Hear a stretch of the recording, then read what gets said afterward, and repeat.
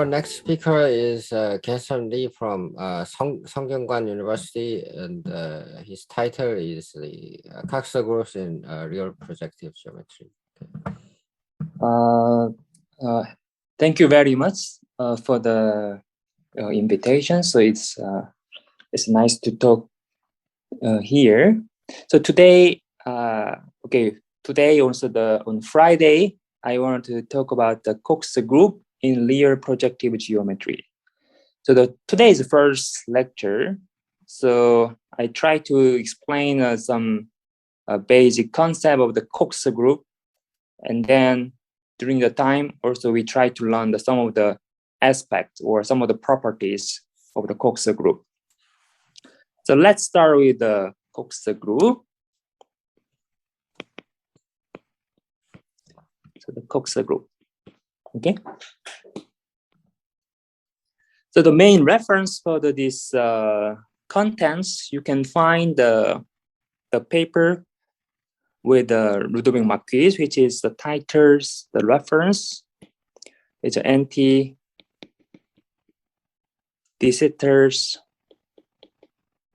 the strictly GHC regular group, which are not lattices. Okay. Of course, this is contains many things, but particularly it also contains a basic preliminary for the KAIST group. Okay, so let's start. So first, I want to define pre-KAIST systems. So the KAIST systems.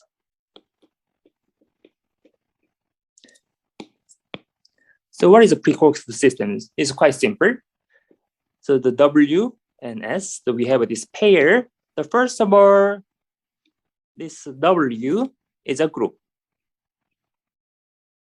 Okay, and this S is basically the generating set. So the S generate W, and moreover, every elements of S is over order 2. So every element is involutions. S is of order 2. Okay, so here the point is that we should specify the generating set of this group W's. Okay. Okay, so then I want to introduce the KAIST matrix.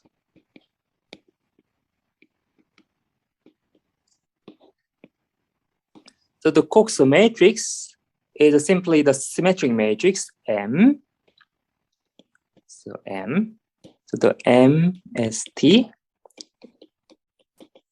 So this is symmetric. So symmetric matrix. Okay. And the entry, so MST, can be the 1, 2, and any natural number together with also the infinities. Okay.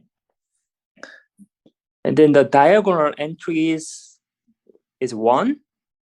And then the off diagonal should be different from 1. So this is my KAIST matrix. Okay. So whenever we have this pre-KAIST system, we can obtain a KAIST matrix. How we can do that? So we have this pre-KAIST system, W and S, right? Then we make MW. Okay. So this obtains by in the following way. So the entry, so MWST is simply the order of these compositions of S and T. Okay. So in this way, we can produce the KAIST matrix from the free Cox systems. And of course, whenever we have a Cox matrix, so when we have a Cox matrix, and this Cox matrix will give us a presentation for the group.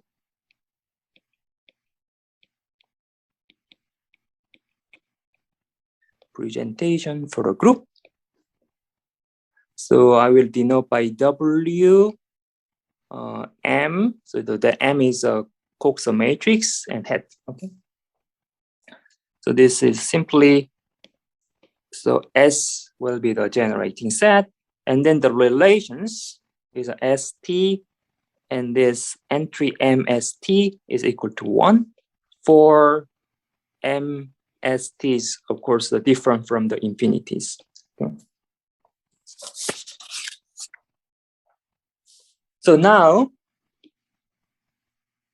so I want to define a Cox system. So when the pre-Cox system become a Cox systems, so the pre-Cox system, so the W and S is a Cox systems.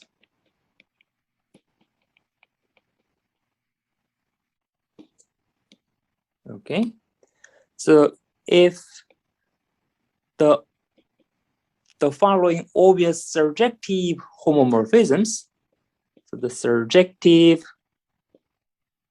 homomorphisms, how we can define it? So W, so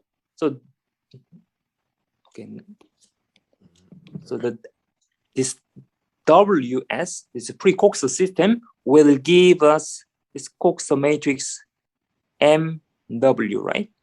But then this Cox matrix MW will give us, so my group W hat, right?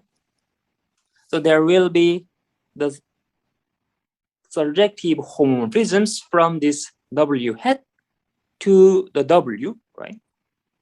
So this homomorphisms given by this every generator S map to S, right?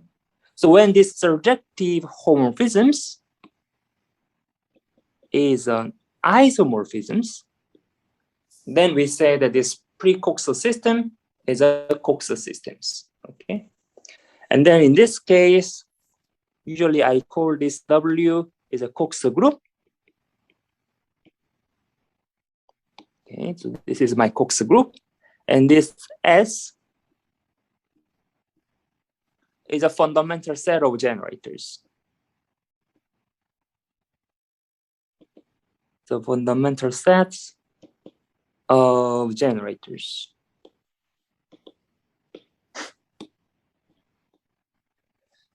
So from now on, whenever I'm talking about the Cox group, you should think of together with the generating set, okay? So that's important. Okay, so this is my Cox system and the Cox group, okay? So this Cox system can be encoded in a labeled graph. So we usually call the Cox diagram. So it's a way to describe, or the way to draw this diagram to keep the information of the Cox group. So the Cox diagrams,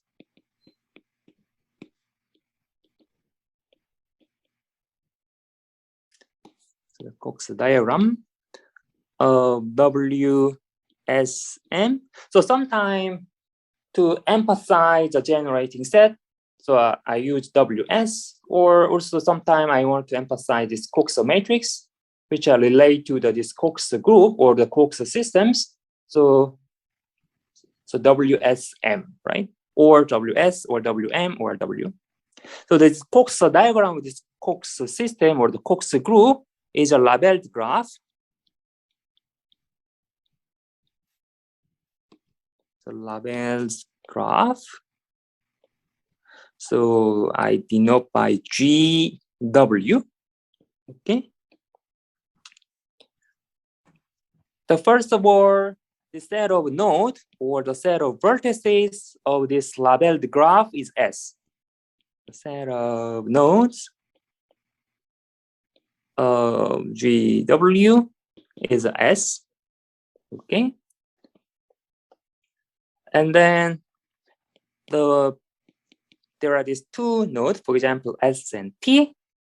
And then I connecting these two vertices or two nodes whenever this MST is a bigger than 2. So the 3 and M and infinities. Okay. And then I put here these labels MST, okay, on this edge. In fact, it's usually many people have this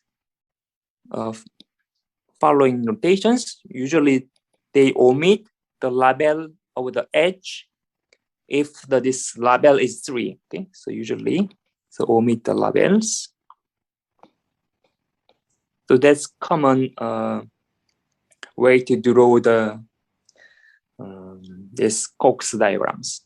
So S and T if MST is 3. Okay, so let's look at for example, some following examples. So let's say you imagine Euclidean triangles. Okay, so this is my Euclidean triangles.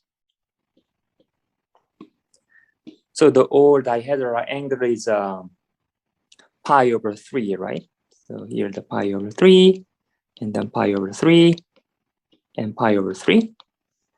And again, we can think about the reflection group. So what I'm saying is that, okay, so let's consider line contain this edge of the triangles. And this is, let's say, okay, so this is a line. And then along this line, we can define a reflection, right? So this is, let's say, S1. Okay, so this is S1. And then similarly, for example, the reflection along this line is S2. And then this line, and then think about the reflections along this line is S3. Okay. But then, because this is reflections, so of course, every reflection is involutions, right?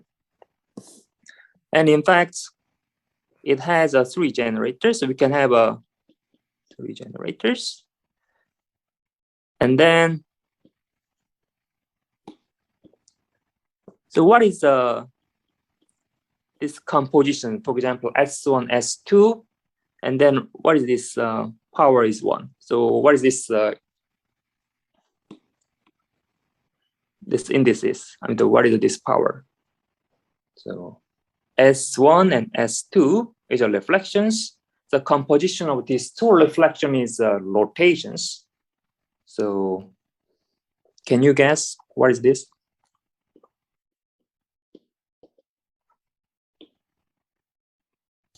Hopefully 3. Thank you. Yes, this is 3. And similarly, S2, S3 is also 3. And S3 and S1 is also 3. Exactly. Thank you. So we have this Cox, the presentation of the Cox group. And also we can draw this Cox diagram. So it has 3 generators. So S1, S2, and S3, right? So as I said, the node or vertices should be the generating set.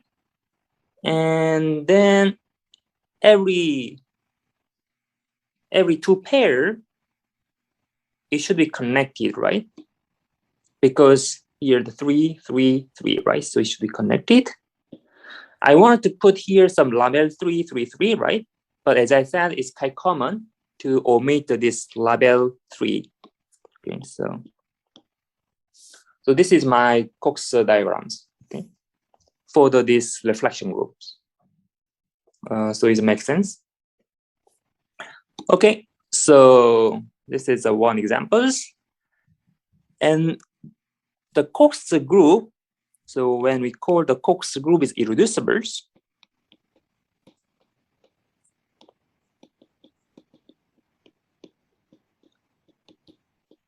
irreducibles if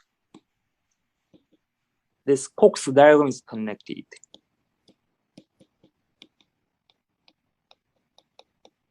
Okay, so particularly the previous example is a irreducible Cox group, right? And what happened for the reducible Cox group? So can you imagine that, for example, let's say previously we have this one, these diagrams, and then if we have something like this. Okay, so this is of course the Cox diagram, and if you look at this corresponding Cox group, then what happens? The point is that if there is no edge, so here, this node and this node, between them there is no edge. So it means that this S and T, so ST, the 2 is equal to 1, right?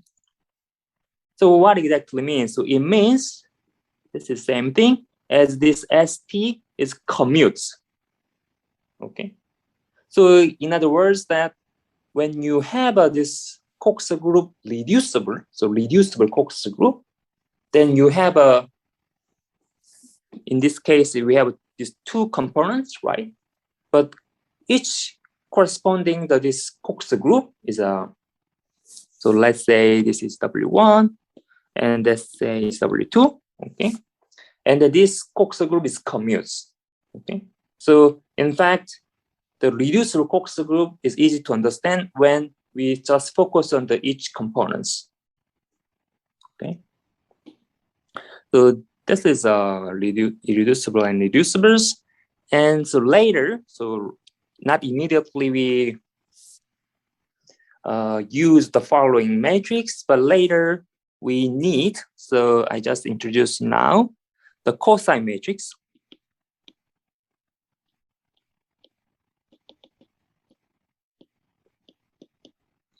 Of the Cox group. So whenever we have a Cox group and we can assign another matrix, we call the cosine matrix. The name suggests that the following symmetry matrix. So S by symmetry matrix. Symmetry matrix, CW, so notations, and the CWST. This entry is a minus 2 times cosine pi over MST. Okay. Okay. So then, so previously we talked about this irreducible Cox group. But for the irreducible Cox group, there are 3 classes. So every irreducibles, the Cox group, W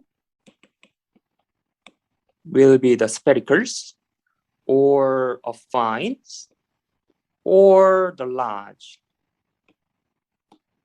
So what I mean here, the spherical means the Cox group is a finite Cox group, and affine means virtually abelians. So in other words, that there exists the finite index subgroup of W, which is abelians.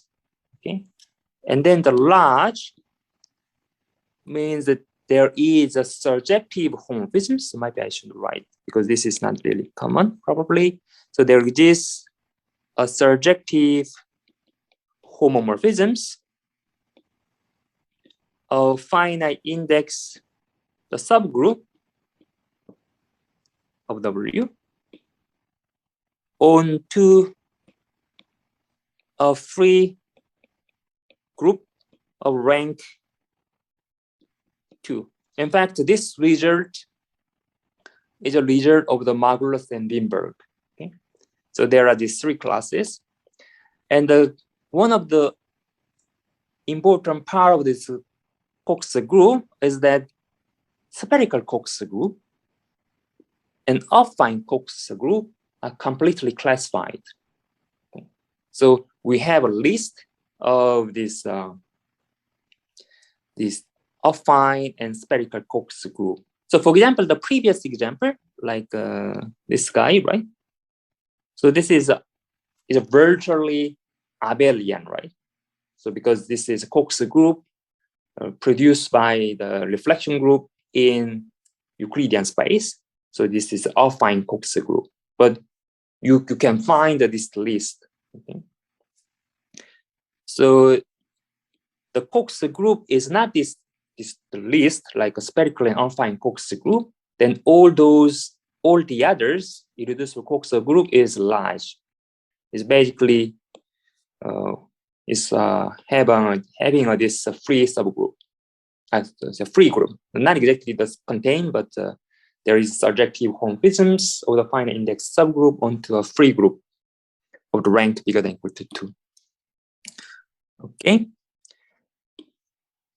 Then when you have a Cox system, then for every subset in this generating set S, we can think of WT. Of course, WT is the subgroup generated by T, which is inside W, right? WS, of course. And this WT, we call the spherical subgroup. The spatial subgroup, sorry. Or sometimes people use a standard subgroup, okay? And also, I will saying that the subset T is something if WT is something. For example, I can say that spherical subset of S, it means that WT is spherical, okay? And two subsets, let's say the T and U, are orthogonals if the MTU is equal to 2, the 4 or T is in T and U is in U. Okay. So this is also makes sense from the previous descriptions. So now, I want to describe some combinatorial objects, also some geometric objects, which is called the nerve. So the NW of W. So the reason I describe this nerve is that later, this nerve will be related to the boundary of Cox group. So when you talk about some representations, and we are interested in a limit set, for example, but the limit set is related to the boundary of the group. But those boundary are, in our case, for the Cox group, is related to the nerve. So that's why I try to explain the nerve. So the nerve is quite a geometric object, so more combinatorial object, sorry.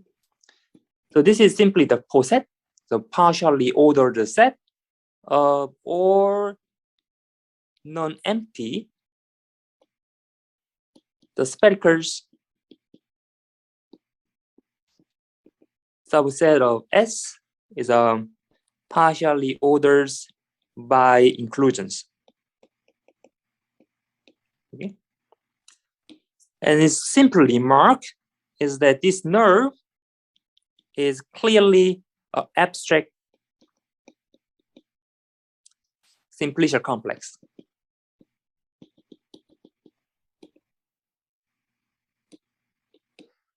Because, I mean, if you take the T, which is a spherical subset of S, it means that WT is spherical, so WT is a finite group, right? And then if you take something smaller, then of course WU is also again the finite Cox group, right? So the nerve is abstract simplicial complex. So for example, if you look at the previous examples, like so this one, right? So this is my Cox group, okay? And then what is the nerve? So can you guess that what is the nerve for this Cox group? So the non-empty spherical subset of S. So for example, S1, okay, so everything is S, right?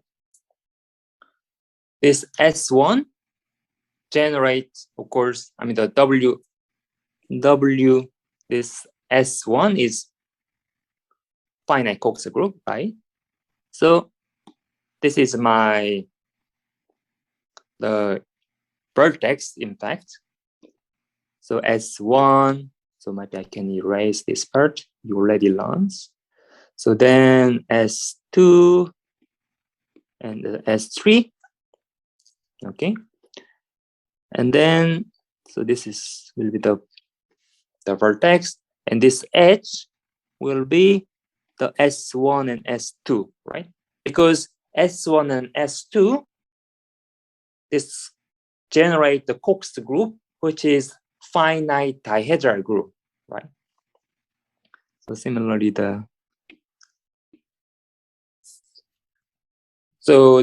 in this case, the nerve is simply the boundary of this simplex. I mean, these two simplex, okay?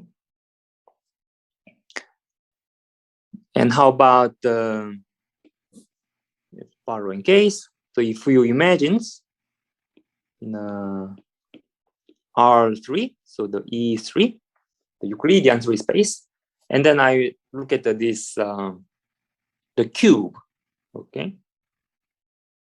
But then, can you imagine what is the nerve of this reflection group generated by this, all the reflections across this space? So if you think about it, so for example, the reflection with respect to this, reflection across this face, top face, and then this is S1, and then, okay, so for example, this one, and this is S2, and then for example, this one is S3. So I think you understand the reflections across the space, right? So there are 1, 2, 3, 4, 5, 6 reflections, okay? So I didn't draw the behind objects. Okay, so then, so this is S1, S2, and S3. And S1 and S2, so S1 and S2, okay? And then this is still the finite, right? So this generates the finite Cox group, so we should connect them. So similar S2 and S3, right? But then how about S1, S2, S3 all together? Okay. Still the finite Cox group, right? So we should. So in fact, if you think about little bits, then in this kind of the geometric reflections, then this nerve can be identified with the simplicial complex, which is the boundary of the P star. So here this cube is a P, then the P star is a dual, right? Okay. So maybe I think I should write here, so that here the P star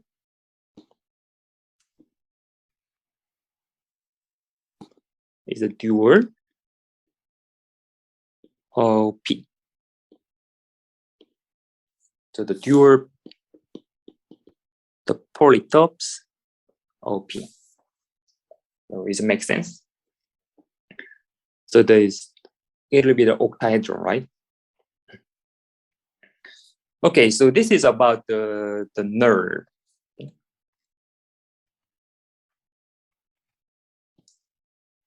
So when we have some Cox group whose nerve is this same thing as in the geometric, the nerve or the geometric reflection group, then we call the abstract geometric reflection group. So this is also the definition for later purpose.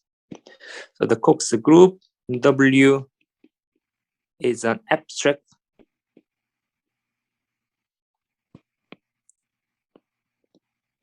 geometric reflection group. Okay. Abstract geometric reflection group of dimension D if the geometric realizations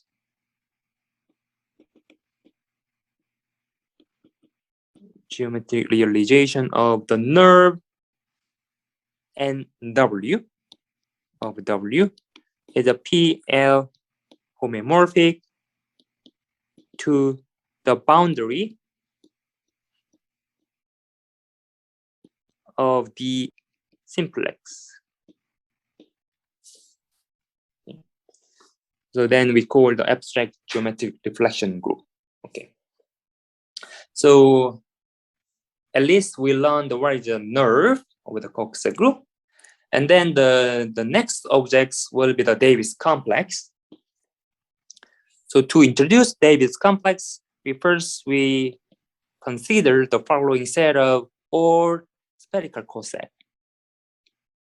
So this is my notation. WS is a set of all the spherical coset.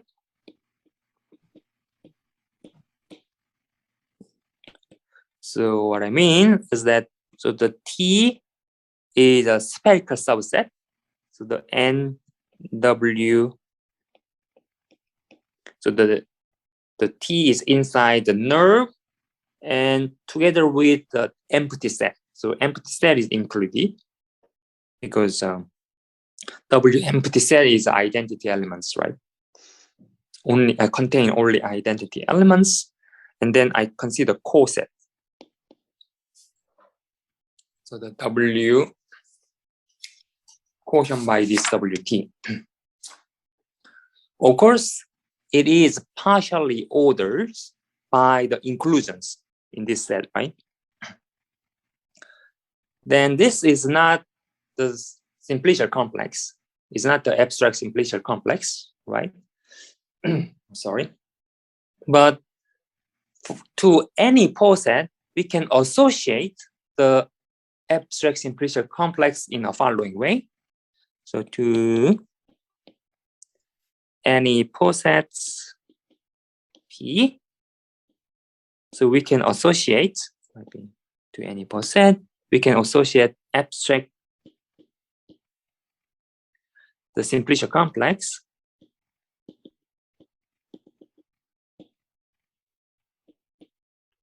so I will denote by the flag P.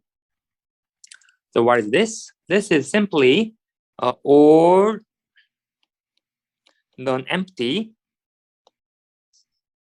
the finite, totally ordered subsets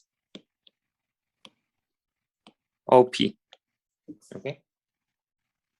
Then you can easily check that this is indeed an abstract simplicial complex. Okay. And then the geometric realizations, so that the geometric realizations of this flag and WS. Okay, so we define what is WS, and then this is not the simplicial complex, but it doesn't matter. We take this flag WS. Then this is abstract simplicial complex, as I told you before. And its geometric realization is my Davis complex.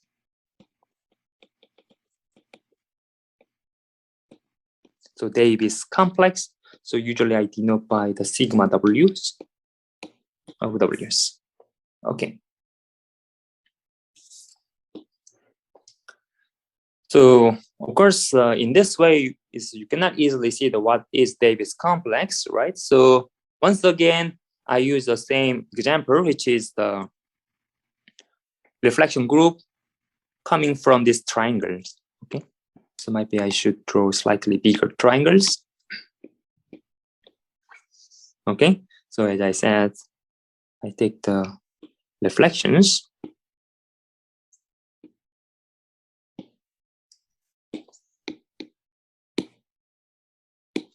Okay, so if you draw several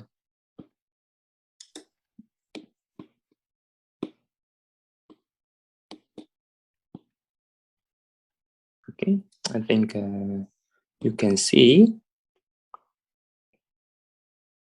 what's going on. Okay, so it's not really perfectly matched up, but that you see the what's going on. Okay, so what is this? So that I try to first describe the set of all spherical cosets. Okay. Okay. So the when t equal to empty, right? This is simply the W, right? So here I take the 1. So the 1, this is I think I use this is S2.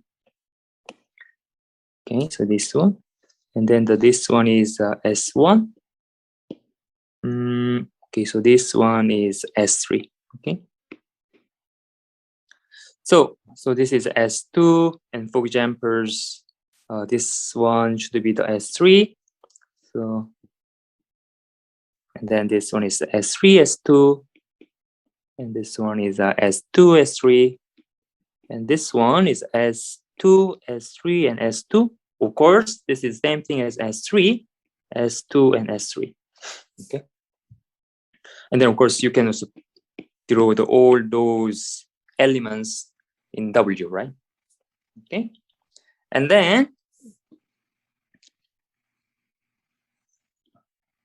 so this is I drew this edge, right? So because not the edge, sorry. So this points. So these points will be the W S3. Okay. Of course, this is okay. So this is I take the T, which is S3. Okay. Then this is one coset, right? WS3. And then these points, if I take the reflections with respect to the S2, okay, so then I think this should be the S2 W's. Okay. So S2 WS3, and then and so on. And for example, this vertex, for examples, will be correspond to the W S.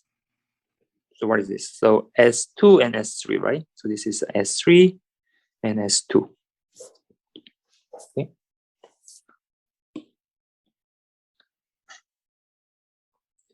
Okay. So then, previously I said that we take the flag of WS, right? Flag of WS. So that will be, for example, one elements will be the 1, which is W empty, which is inside W S3, which is inside W S2, S3, right? So this one non-empty, the finite, totally ordered subset. So this will correspond, for example, this 2 simplex. Okay, so maybe I should draw here which simplex, this one. Okay, so the one WS3 these points, and then WS3 and WS2S3, right? So if you think about it in this way, in fact, the Davis complex for this Cox group can be the same thing as this Euclidean planes. Okay, so it was slightly fast, but I hope that you understand what's going on. And what about, for example, a slightly different example for your understandings? Let's look at this Klein model of the hyperbolic planes. Okay, and then if I draw ideal triangles, okay, and then there are again the three reflections, right? Here, S1 and S, the S1 and S2 and S3, for examples. Okay, but then if you take the reflections, then of course we have the tilings of the hyperbolic planes, so several ways. And then, so can you guess that what will be the Davis complex in this setting? If you imagine, so then this W, and then this is this one. In fact, it's become a trees. Okay, so the Davis complex, in some sense, is the compact core. The reason is that this W acting the Davis complex co-compactly. Okay, so as you can see, for example, in these pictures, so so then we have these theorems by the Mousson, the Stones, and the Davis and Januski, Skibich. If a Cox group W is an abstract geometric reflection group of dimensions D. So as I said, exactly the case that the nerve of Cox group is a PL homomorphic to the spheres, is a boundary of the simplex, right? Then the following is true. So the Mousson, in fact, the Mousson region in general case, this Davis complex admits a cat zero metric. Okay, so the Mousson say that. And then the Stone saying that this, in a special case, we assume this, right? Mousson result for the general case, but the Stone case in the special case, this Davis complex is a homomorphic to the RDE. And then the last one is coming from this Davis and Januskiewicz. This is a boundary of this this Davis complex is a sphere. Okay. So if you imagine this Davis complex, and then this nerve is somewhat related to the link. So the nerve is a sphere that will provide that the Davis complex homomorphic to the RD, and then the boundary of this Davis complex will be the spheres. Okay. So let's look at the one examples, and then I try to finish the lecture today. So let's look at the, for example, this Cox group. So I think this is a slightly high dimensional Cox group. Okay, so I put 7 and 7. I think now you understand the corresponding Cox group. Okay, so this is my Cox diagrams. And I claim, for example, this is an abstract geometric reflections group of dimension 4. So in other words, that the nerve is a PL homomorphic to the 3-dimensional spheres. Okay. So of course, you cannot really see immediately, right? But let's look at the similar Cox group, but slightly simpler. So let's copy these objects. So let's go here. I just removed one edge. Of course, previously the Cox group was irreducible. So now the reducible one. The Cox group is different Cox group. That's true. So this is WS1. This is WS2. But if you look at the spherical subset, then the spherical subset, I mean the nerve, are exactly the same. So what I'm saying is the nerve of W is isomorphic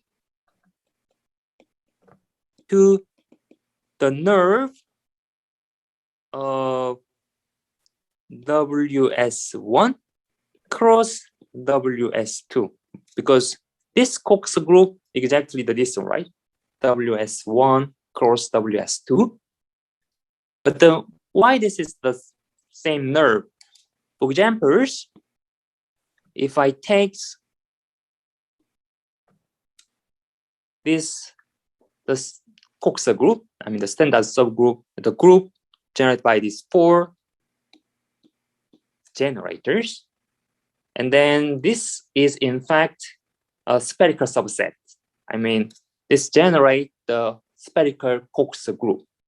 But if you look at this one, it's quite clear, right? Because the left-hand side, this is a dihedral group, right? And then this one is a dihedral group and the finite dihedral group. So it should be the finite. But if you look at this one, if you look at the list of all spherical Cox group, this guy is inside those the list. In fact, this is a Cox group related to the permutation group.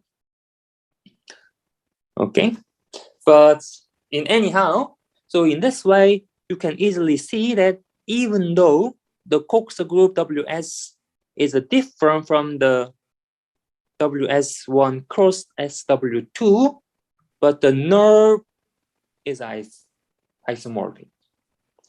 But in this case, simply the WS1 cross WS2, the nerve, this is quite simple. This is the joint of the nerve of the first Cox group, so WS1, and the nerve of the WS2. Okay. So what is this? What is this Cox group? So this Cox group we obtain from the hyperbolic triangle group, right? The angle is okay, maybe I draw these pictures. Okay, so something like this one. So I just draw the object in the Klein models. Then this is some angle is the right angles, pi over 2, and this one is a pi over 3, and then this is a pi over 7, right? Then this reflection group obtained from this hyperbolic triangle group, this is exactly corresponding Cox group, right? So the question is, what is a nerve of WS1? Yeah, what is this NWS1? It's very similar to the Euclidean triangle, right? Isn't it? So it should be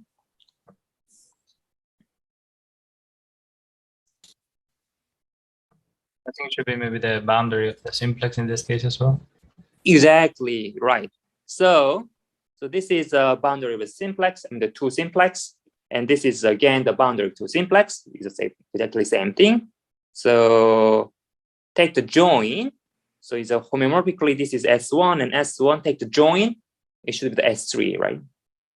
So this nerve is isomorphic to the PL homeomorphic to the boundary of the 3 simplex. The 4 simplex, so S3. Okay. So this is a way to go. So these examples, right? I mean, this WS, these examples, as I said, if you look at the boundary of this Davis complex, then this should be the S3. Okay. So you see there is relations between the nerve, so here, and so this is exactly the condition for the nerve, right? The nerve and also the boundary of Davis complex. Okay. In particular, this WS is a word hyperbolic group. So in those cases, we can talk about the Gromov boundary, and then the Gromov boundary of this W is a 3 sphere. Okay, maybe I should write the last one. So the WS is a word hyperbolic. So we can easily check this one. So I will write how we can check. But because of this, we can also think about the Gromov boundaries. Maybe I should write Gromov boundary of this group W is in this case is a 3-dimensional sphere, right? Is homeomorphic to the 3-dimensional spheres. Okay. So also how we can check this word hyperbolicity of the Cox group is a very simple criterion. So again, by the Mussong's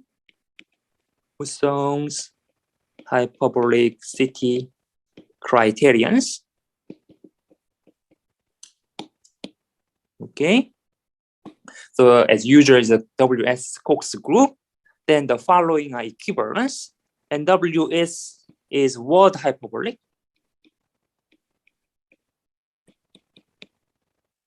If and only if the S does not contain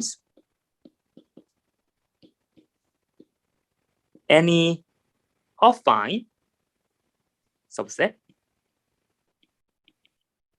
of rank bigger than or equal to 3, the nor two orthogonal non-spherical subset.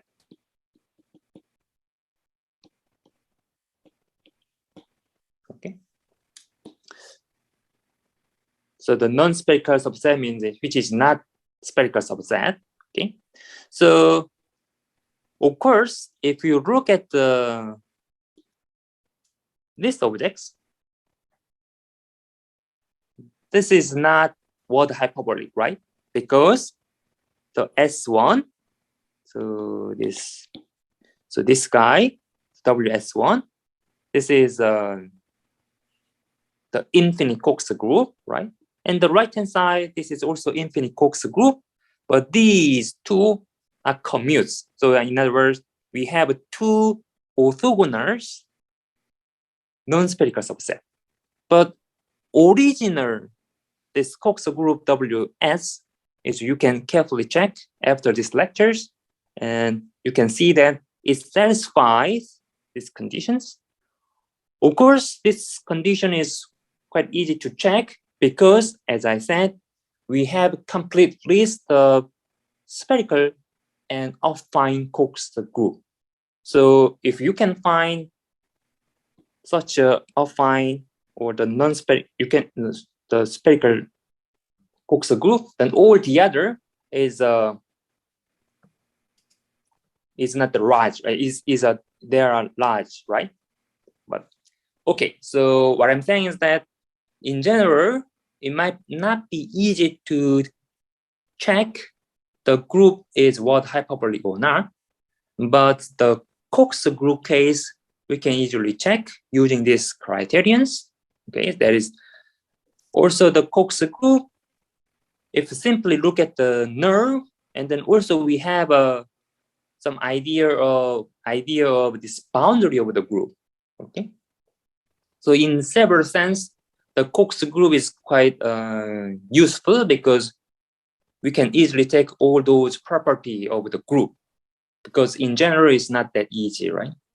Okay, so that's for the today. And is there some questions? Sorry, maybe you should give us some easy reference to this kind of thing here.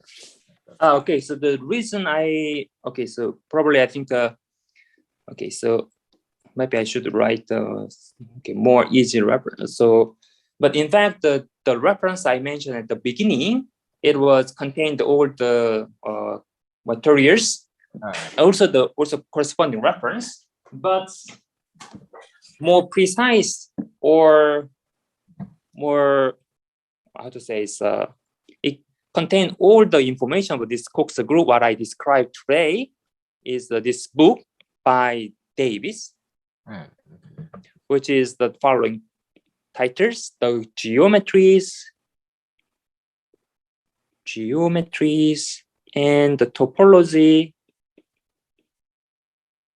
of Cox group.